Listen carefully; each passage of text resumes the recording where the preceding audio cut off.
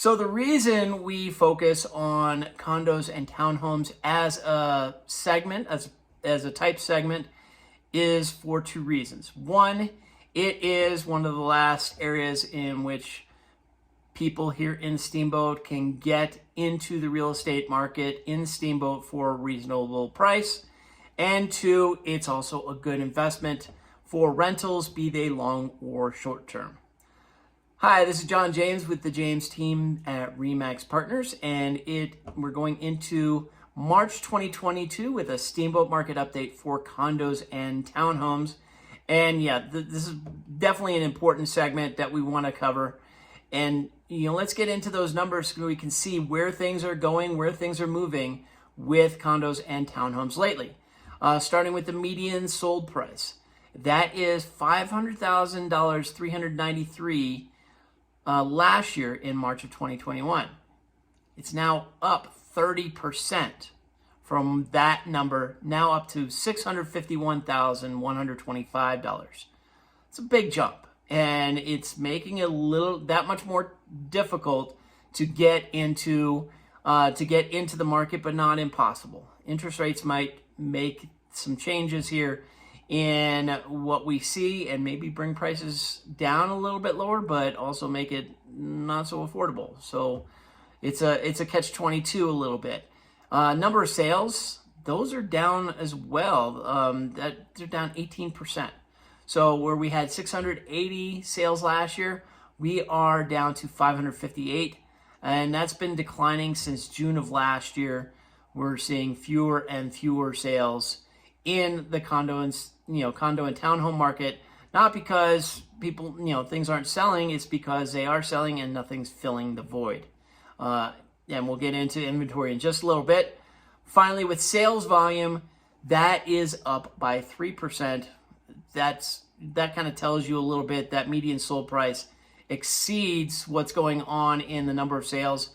Last year, we had a little over 443 million.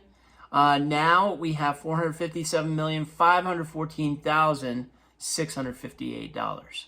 And while we're up year over year, we're still down month over month every month since July of last year. So that's something to consider as we approach July of this year. Will we start seeing a downturn year over year as well? So we talked about inventory a little bit. Let's get into those numbers. Days on market, still at 6.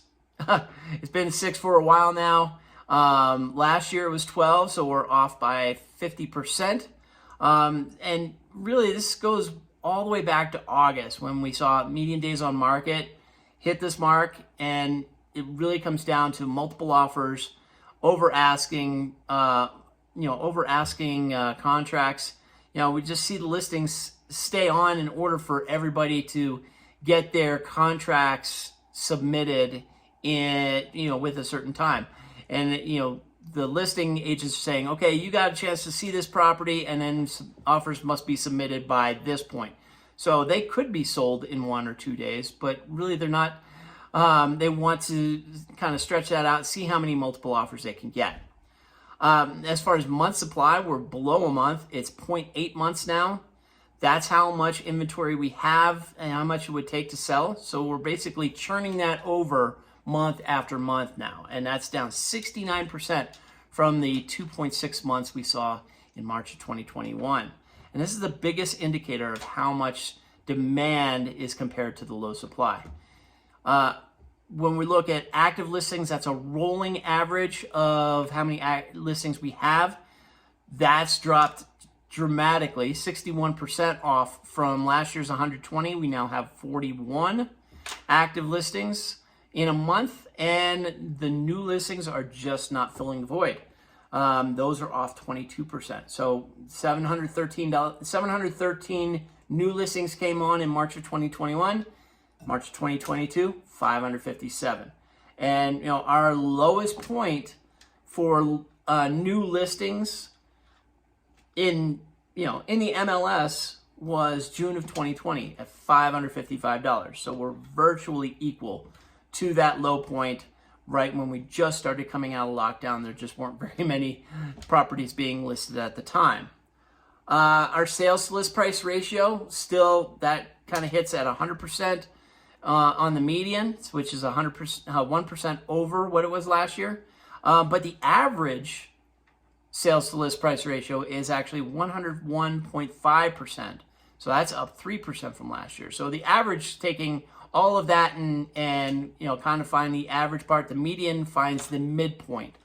And so obviously the average is going to be kind of what we need to look at, because it's showing it is over that list price now.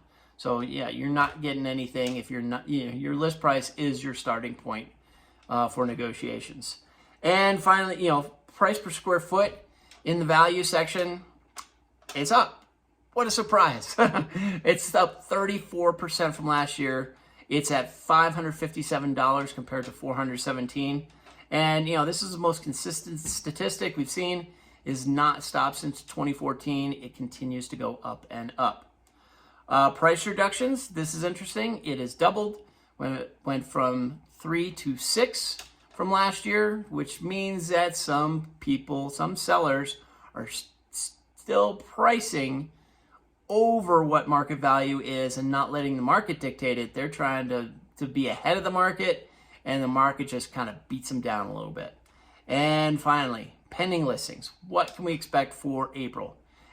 We can expect fewer sales because our pending listings are down 52%, from 750 last year to 562 this year. And this has been following previous months where we've seen month over month over month of declines and year over year declines as well. So this is going to be something that if we don't get new inventory, it's hard to see more sales happen. So there we go. We finished up our type segments. We're getting into area segments here. If you have any questions, give me a call, 970-846-0797. Email me at johnjames@jamesteamsteamboat.com, or just leave a comment in the video, like it, share it, subscribe it. Love to see you guys on this as much as possible, and we could share it. That'd be great. In the meantime, take care.